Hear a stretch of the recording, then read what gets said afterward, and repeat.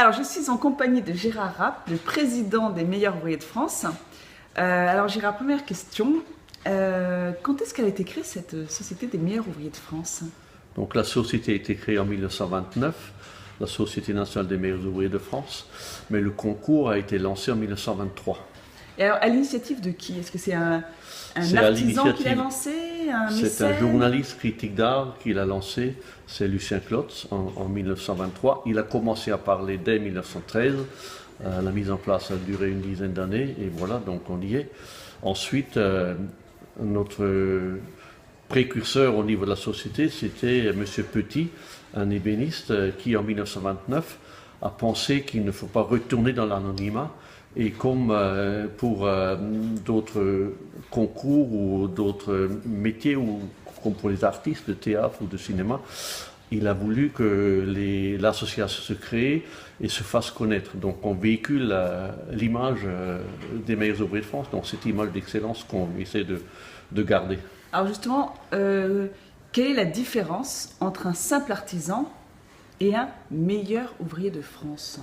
Alors la question, elle est peut-être un peu difficile à répondre, mais je ferai peut-être une comparaison entre le sport. Dans les événements sportifs, il y a des clubs qui forment des athlètes. Et à un moment donné, il y en a qui arrivent à se faire sélectionner en équipe de France, qui sont un petit peu l'émanation du sport qu'ils pratiquent. Et pour nous, c'est dans plus de 200 métiers, c'est à peu près pareil. On essaie de trouver les meilleurs, allez, on va pas être chauvin, les meilleurs dans les métiers pour que on véhicule on est au-dessus du bruit de fond et qu'on véhicule cette image d'excellence, cette image à la française. Donc le Made in France, peut-être, pourquoi pas, c'est une création que les meilleurs ouvriers de France véhiculent avec beaucoup d'humilité, mais aussi avec beaucoup d'honneur. Alors, vous dites que c'est une création. Est-ce qu'il y a son équivalent dans un autre pays? Est-ce qu'on a déjà essayé de nous copier, vu qu'on est les précurseurs avec cette distinction de meilleur ouvrier de France? Oui, c'est vrai qu'il y a eu des velléités au niveau des pays. Je pense à l'Angleterre, je pense à la Belgique, je pense à la Suisse. On a essayé de nous copier, mais on n'a jamais pu nous imiter quelque part. Donc, on n'égale pas le français facilement.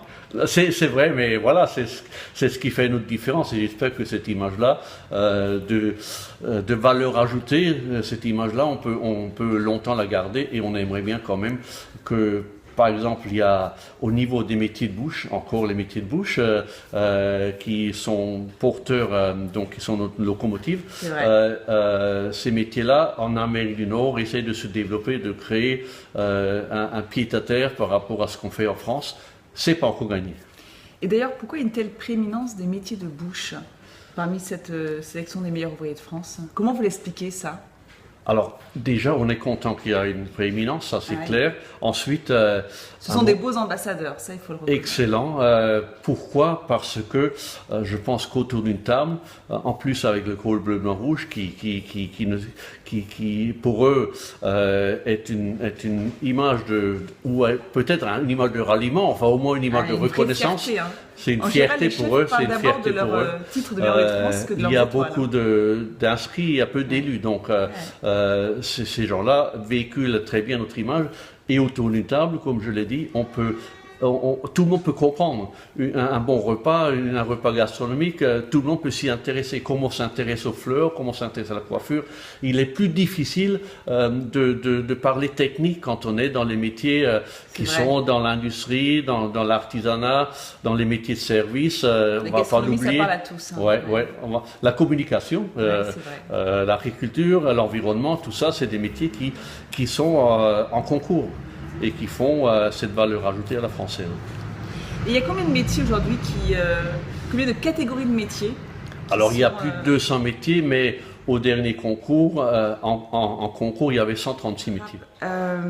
Est-ce qu'à l'ère du tout numérique, est-ce qu'il y a de nouveaux métiers qui concourent à ce titre de meilleur ouvrier de France? Est-ce que ça évolue au niveau de la catégorie des métiers qui se présentent à ce concours? Oui, bien sûr, on suit l'évolution de la société, des techniques nouvelles. On a, par exemple, du web design, des web designers, on a des barmen qui concourent depuis deux concours, on a les primeurs, on a les piscinistes et on a aussi les commerciants en énergie, donc tout ce qui est, disons, dans le tertiaire aussi. Il y a beaucoup de métiers qui sont nouveaux et je pense que ça ne s'arrêtera pas là parce que l'évolution elle est constante. Ouais. Et alors par qui sont-ils jugés et en quoi consistent les épreuves pour obtenir ce prestigieux titre de meilleur ouvrier de France? Alors il y a déjà... Est-ce que c'est par leur pairs ou ça peut être par d'autres catégories de métiers? Oui, c'est un jury tripartite. Donc, il y a un référentiel métier, il y a une épreuve de sélection et tout ça est jugé par un jury qui est composé de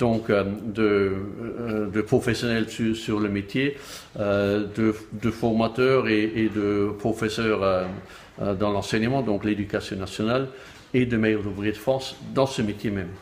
Et en quoi consistent alors les épreuves? Donc les épreuves, c'est, on va dire, c'est un ensemble de dextérité manuelle, un petit peu de considération théorique, mais c'est surtout le sujet est composé de beaucoup de difficultés dans le métier pour bien marquer, faire la différence entre ceux qui possèdent le métier et ceux qui sont excellents dans leur métier. Alors vous êtes donc président des meilleurs ouvriers de France. Donc pour cela, j'imagine que vous avez dû vous avez ce titre de meilleur ouvrier de France.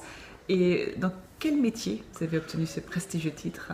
Donc je vais vous dire que je l'ai eu en 1926 parce que l'année, je pense qu'il faudrait juste me colorer les cheveux pour pouvoir mentir, c'est pas possible. Donc je suis imprimeur, donc imprimeur typographique et quand vous me dites comment devient-on président des meilleurs ouvriers de France, déjà il faut être disponible, il faut se faire apprécié par les meilleurs ouvriers de France, se faire voter, puisque c'est une élection. Et ensuite, comme je suis imprimeur, permettez-moi de dire, il faut être un homme de caractère. Donc voilà, c'est tout ça. Et ensuite c'est sûr que l'idée ou ce qui véhicule ma motivation, c'est de dire qu'il faut accompagner l'économie, il faut être au-dessus du bruit de fond, il faut défendre les valeurs ajoutées et à partir de là, dire qu'on est dans l'air du temps. On ne peut plus durer si on reste qu'une amicale. Il faut se faire voir et véhiculer notre image parce que l'image, à mon avis, sans fausse modestie, elle est excellente. Donc, il n'y a pas de souci. Et alors, vous dites que vous êtes un homme de caractère.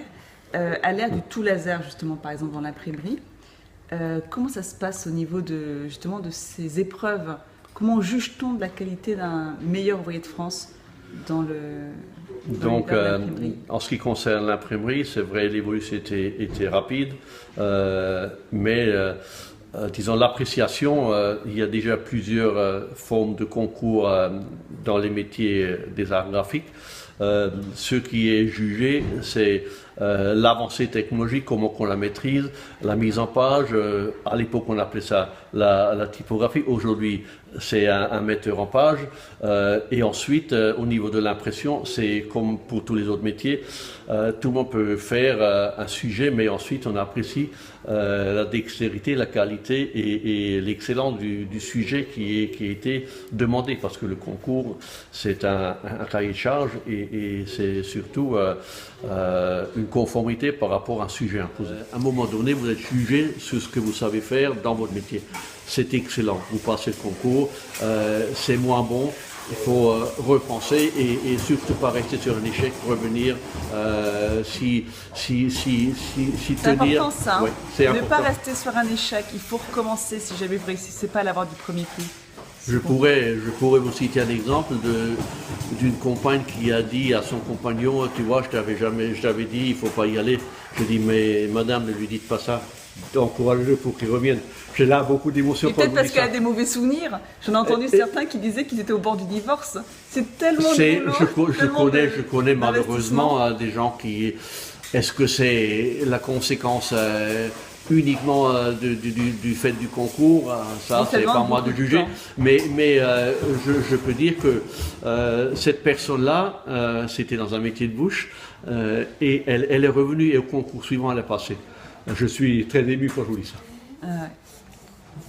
Mais le plus important, c'est qu'elle ait réussi à... Ah, c'est super. Moi, je pense que il faut... C'est dans la vie. Si on est résigné, on n'y arrive pas. Donc, toutes les épreuves qui sont tentées peuvent être perdues, mais ceux qui ne sont jamais tentés sont de toute façon perdus, quoi. La persévérance finit toujours par payer. C'est Gérard Rapp qui vous le dit. C'est important. Merci. Et la remise de prix se fait à l'Élysée. Ça doit être un moment exceptionnel. Oui, je pense que... mémorable pour les murs. Mémorable, exceptionnel, c'est vrai. La Sorbonne, c'est l'entrée en matière et l'Élysée, c'est le final, c'est l'apothéose. Et je pense que pour tous ceux qui ont passé par ces deux grandes institutions républicaines, ne peuvent pas oublier, c'est pas possible. Merci beaucoup Gérard Rapp d'avoir répondu à toutes ces questions. Et longue vie à cette belle institution qui est les meilleurs ouvriers de France, l'excellence à la française. On fait tout pour rester vertueux. L'association est une association, je pense, vertueuse, qui donne beaucoup d'images et qui défend ses valeurs. Donc on essaie de les partager et surtout d'accompagner aussi avec ce partage l'économie qui a besoin d'être aussi considérée et ces valeurs ajoutées-là font que nous sommes vraiment dans l'air du temps et c'est ça qui motive et qui nous donne confiance.